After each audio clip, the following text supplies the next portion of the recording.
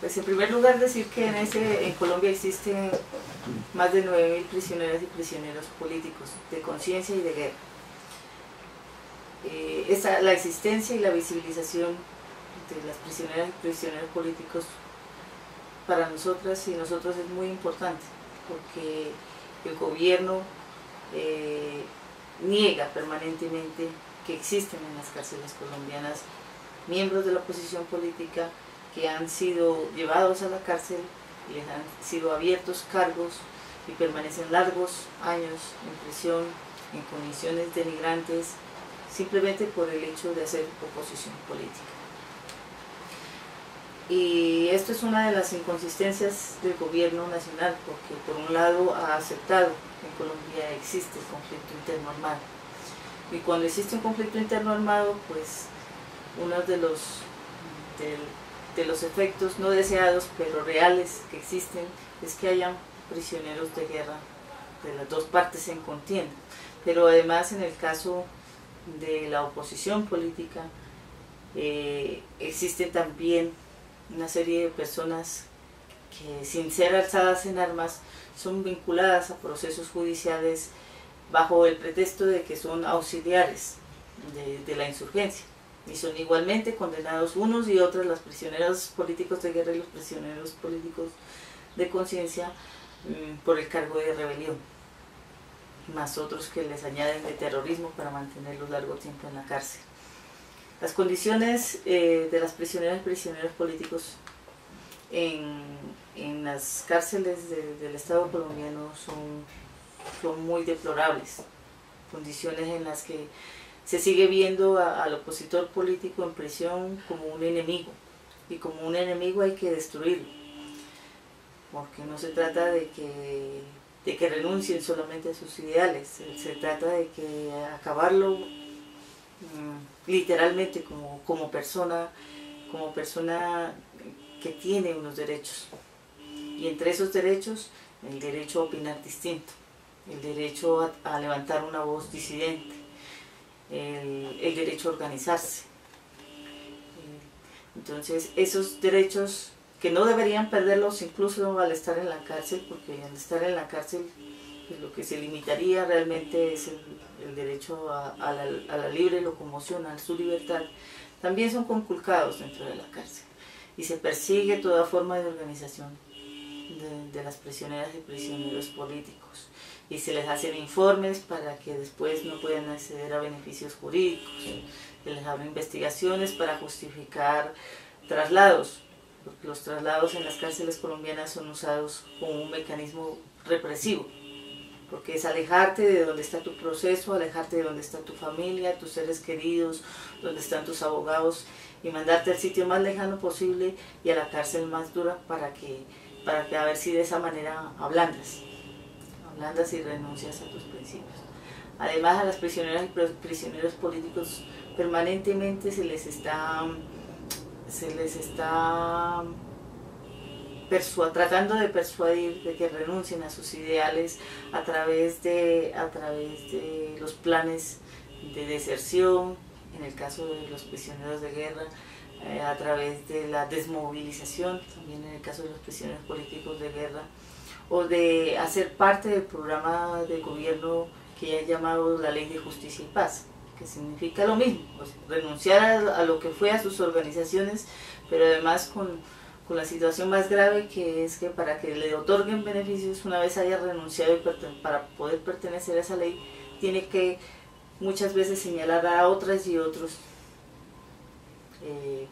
para que le den beneficios, es decir, volverlo un informante, volverlo, aquí nosotros hablamos de volver una persona un informante y señalar a los que ayer fueron sus propias compañeras y compañeros de lucha. Y muchas veces estas personas que se vuelven delatores a favor del gobierno hacen falsos testimonios, y con esos falsos testimonios se construyen muchos de los procesos que llevan a muchos de los líderes sociales y políticos a la cárcel. Y mientras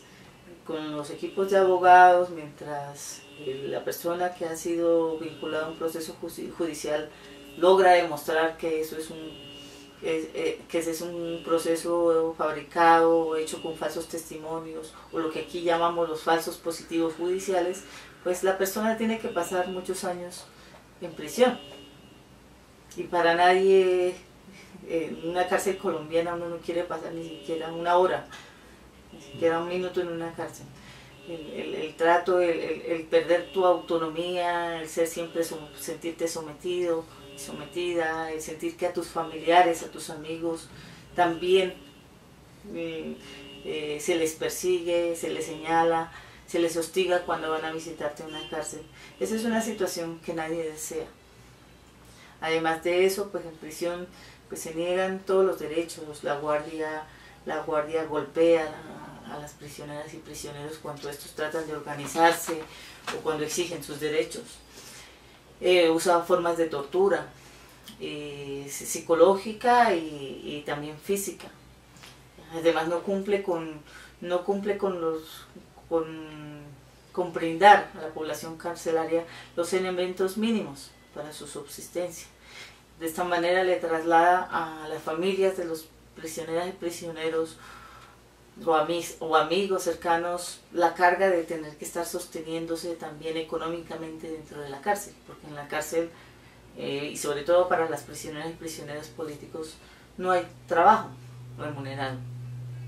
El estudio es una ficción, entonces son programas completamente mediocres cuando existen. Entonces las personas prácticamente todo esto hace parte de una estrategia para destruir a la persona. Entonces, si una persona no tiene posibilidades de estudiar, no tiene posibilidades de trabajar, no le brindan lo mínimo necesario para estar en condiciones al menos de dignidad dentro de la cárcel, destruyen sus formas organizativas, se le persigue en su familia, en las personas, en sus amistades, quienes lo visitan, se pone en riesgo su seguridad, se le maltrata moral y físicamente, pues eso va encaminado a minar la moral de las personas que están en prisión. Y a veces eso tiene éxito, pero muchas de las personas que han sido privadas de la libertad por motivaciones políticas, que ayer eran miembros de un sindicato o pertenecían a una organización como defensoras o defensores de derechos humanos, o pertenecían a una organización campesina, o una organización indígena, una organización de mujeres, estudiantil, etc. Esas son las personas que están en prisión como prisioneros políticos, además de aquellas y aquellos que se han alzado en armas. Muchos de estos logran entender que para nosotras y nosotros la cárcel es un lugar de prueba, es un lugar donde se tiene que templar más la persona en su moral, que tiene que resistir porque estamos ante un nuevo ataque del enemigo, de la persona que te conculca tus derechos. Y entonces es nuestro deber dentro de la cárcel es resistir, ¿sí? Resistir y mantener muy en alto la moral. Y eso se tiene que hacer a través de, si ellos no nos dan posibilidades de estudio, pues entonces seamos autodidactas, tratemos de conseguir por nuestros propios medios cómo nos instruimos, cómo nos mantenemos activos, cómo no dejamos de hacer desde la cárcel lo que de pronto hacíamos afuera, porque en la cárcel se constituyen los prisioneros políticos, constituyen unos colectivos organizados. Claro, son reprimidos por la guardia cada vez que se dan cuenta que los prisioneros están organizados y vienen los traslados. Pero siempre cuando usted es consciente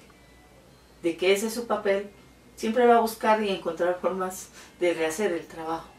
Además eso es lo que te mantiene vivo dentro de la cárcel, saber que sigues siendo un militante, que sigues haciendo tu trabajo desde allí.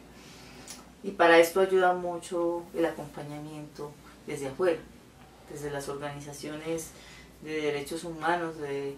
las propias organizaciones a las que pertenecían estas personas que hoy están privadas de la libertad, con su solidaridad y el acompañamiento internacional. Entonces todas esas cosas coadyuvan para que la persona que está privada de todo en la cárcel se mantenga fuerte en su moral y en su compromiso.